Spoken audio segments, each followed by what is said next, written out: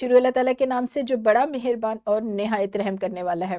अस्सलाम वालेकुम प्यारे बच्चों, कैसे हैं आप सब लोग? मुझे यकीन है जहाँ भी होंगे सेहतमंद और तंदुरुस्त होंगे।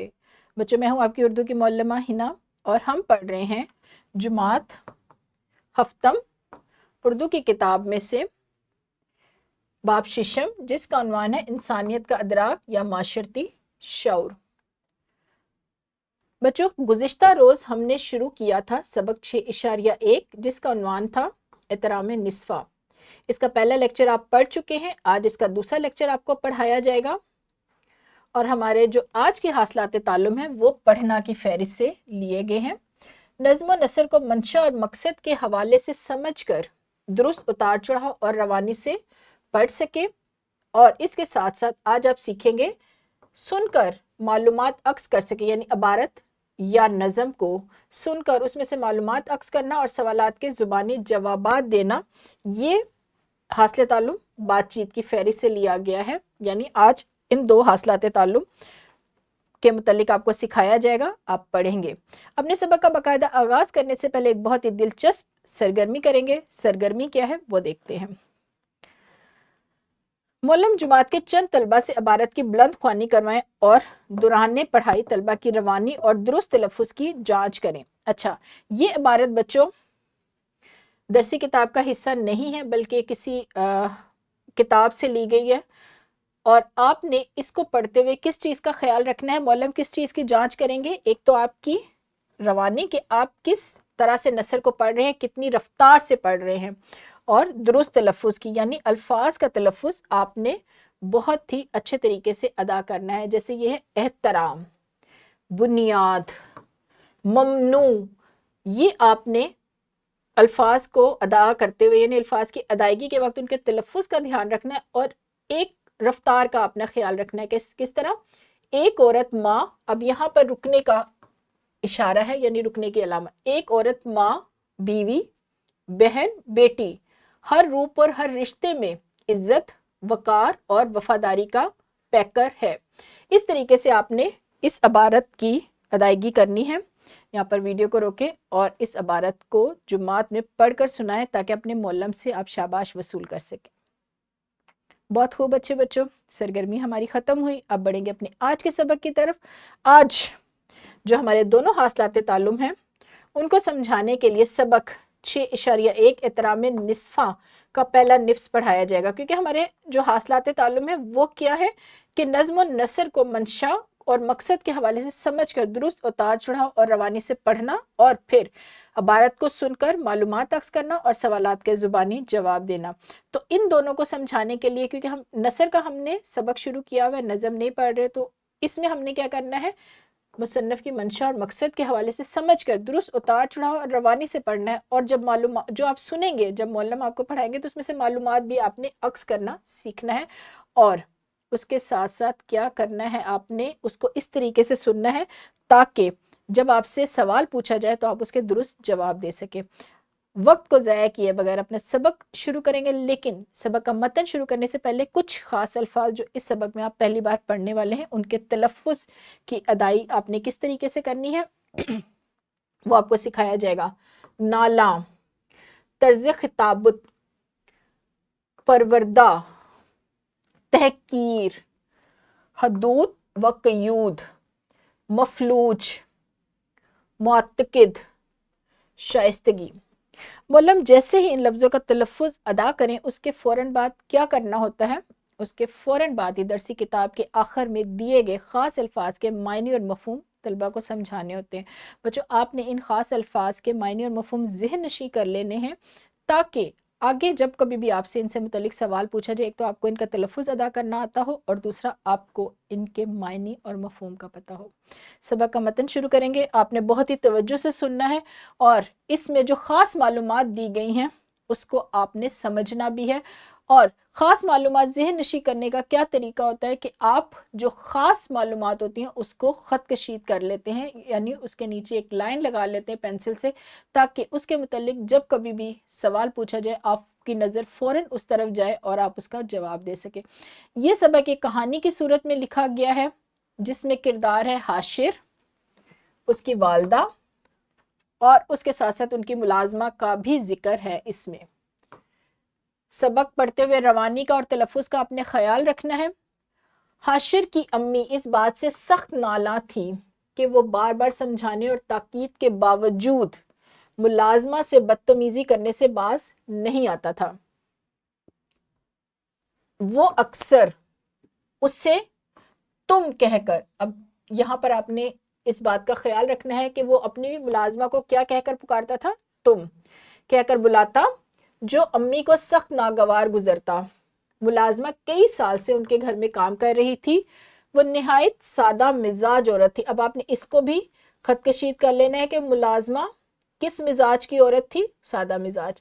وہ حاشر کے رویہ سے نالاں ہوتی تھی، لیکن حاشر کی امی سے یہی کہتی، بیوی میں تو خدمت گار ہوں، چھوٹے صاحب جیسے بھی بلائیں مجھے برا نہیں لگتا۔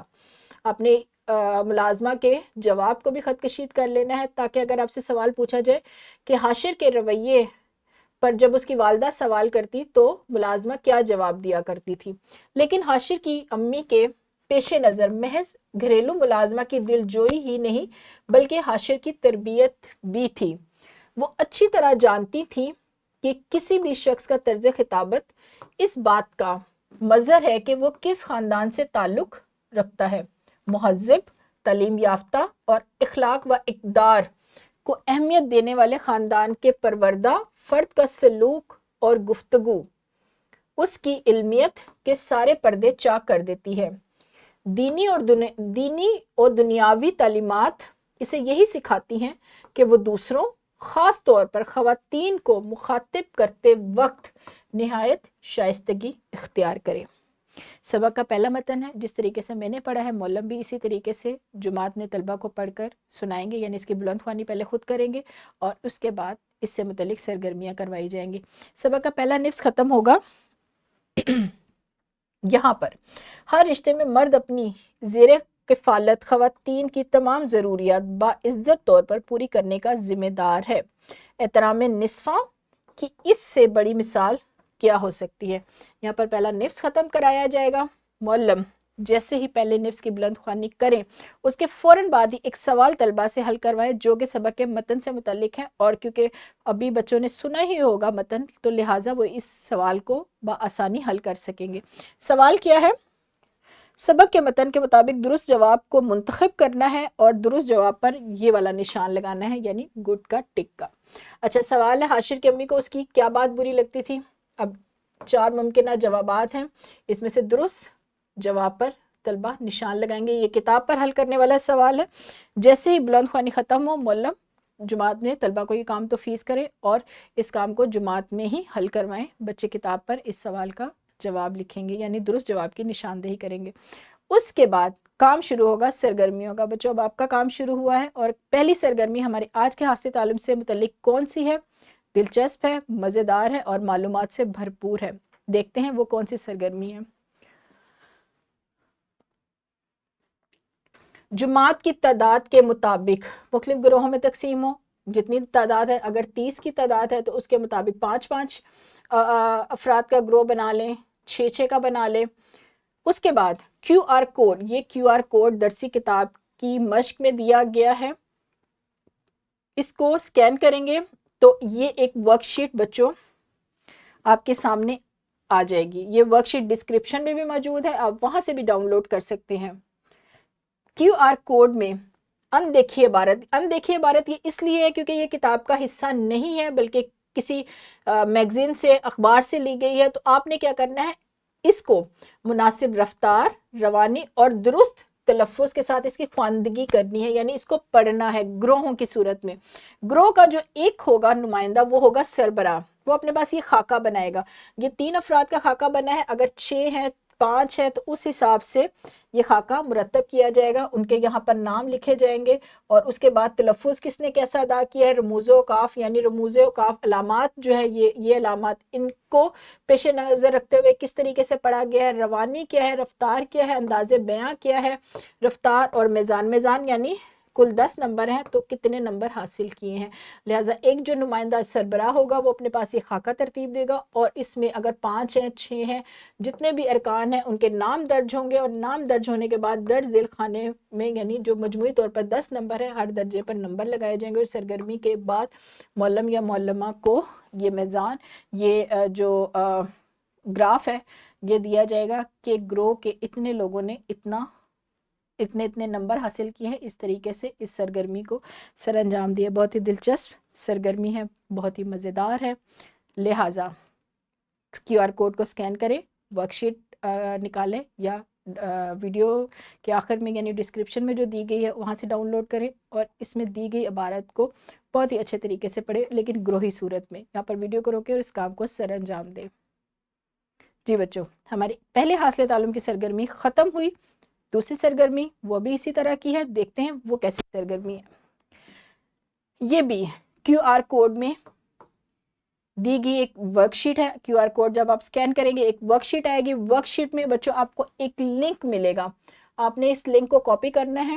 کاپی کرنے کے بعد آپ نے کیا کرنا ہے، گوگل پر لے کر جانا ہے یا یوٹیوب پر. اگر یوٹیوب پر نہیں کھل رہی تو آپ نے اس کو گوگل پر پیسٹ کرنا ہے، اور آپ کو ایک ویڈیو آئے گی جس میں آپ آواز سنیں گے. ایک خطبہ ہے یا کچھ معلومات ہیں اسلامی نقطہ نظر سے خواتین کے احترام کی، کیونکہ ہمارا جو سبق ہے وہ ہے احترام نصفہ یعنی خواتین کا احترام. اس سے متعلق یہ ویڈیو ہے، اسلامی نقطہ نظر ہے، نبی پاک کے ارشادات اس میں شامل ہیں. تو آپ نے بہت ہی توجہ سے اس کو سننا ہے. پھر معلم آپ سے کچھ سوالات پوچھیں گے. یہ سوالات کچھ اس نوعیت کے ہو سکتے ہیں، میں نے نمونے کے طور پر کچھ سوالات لکھے ہیں یہاں پر ورک شیٹ کے آخر میں. معلم اس سے مختلف بھی سوالات پوچھ سکتے ہیں، یہ بھی سوالات پوچھے جا سکتے ہیں. تو لہٰذا بچوں آپ نے اس ویڈیو کو، اور اگر معلم جماعت میں چاہیں تو برقی میڈیا کا استعمال کرتے ہوئے پوری جماعت کو ایک ہی دفعہ یہ ویڈیو سنوا دیں، اور اس کے بعد اس سے متعلقہ سوالات جماعت میں پوچھیں. یہاں پر ویڈیو کو روکیں اور اس سرگرمی کو سر انجام دیں. لیکن بچوں آپ نے بہت ہی توجہ سے اس ویڈیو کو دیکھنا ہے، سننا ہے، تاکہ جب آپ سے سوالات پوچھے جائیں تو آپ اس کا درست جواب دے سکیں. بہت خوب بچوں، بہت اچھے طریقے سے آپ نے سرگرمیوں کو سر انجام دیا. اپنا کام آپ نے بہت ہی اچھے طریقے سے اور نظم و ضبط کے ساتھ کیا. اب بڑھتے ہیں اپنے سبق کے دوسرے حصے کی طرف جو کہ ہے مشق کے سوالات، اور یہ کام آپ گھر جا کر کاپی پر کریں گے. سبق کے متن سے ہی لیے گئے سوالات ہیں. پہلا سوال، معاشرے کی تشکیل میں عورت کا مقام کیا ہے؟ جو آج متن پڑھایا گیا ہے اس کو گھر جا کر دوبارہ پڑھیے گا، اسی میں اس سوال کا جواب ہے. اور پرامن معاشرہ کیسے وجود میں آتا ہے، اس سوال کا جواب بھی آج کے متن میں ہی موجود ہے. تو بچوں یہاں پر ہمارا سبق ختم ہوا، یعنی ہمارا دوسرا لیکچر ختم ہوا. کیسا لگا آپ کو آج کا سبق؟ مجھے امید ہے پسند آیا ہوگا. اور سبق 6.1 میں بھی آپ نے بہت ساری معلومات سیکھی ہوں گی جو احترام نصفہ سے متعلق ہے. کل ملیں گے اس سبق کے دوسرے حصے میں. تب تک اپنا بہت سارا خیال رکھیے گا. خدا حافظ.